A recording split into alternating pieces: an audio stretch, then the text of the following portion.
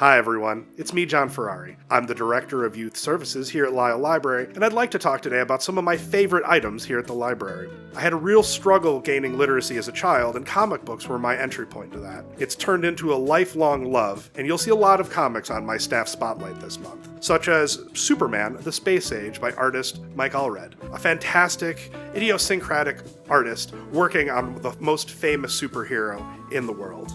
Also, Sea of Stars by Jason Aaron, a surefire hit for anybody who loves space opera. Also, Radiant Black by local author Kyle Higgins' take on the Power Ranger genre that many of us grew up on. When it comes to novels, I tend toward science fiction, like Dune by Frank Herbert, now a major motion picture, or The City in the City by China Miéville. But let's not also overlook Midwest luminary Kurt Vonnegut and the book Breakfast of Champions, a different type of science fiction that I think will be refreshing for many fans of the genre. When it comes to movies, I'm pretty one note. 80s and 90s action films are my favorites. Like RoboCop, Terminator 2, and Predator are my big three films. But I also love comedies like Kindergarten Cop, starring action film star Arnold Schwarzenegger, or The Birdcage, starring Robin Williams and Nathan Lane. I tend to read a lot of nonfiction.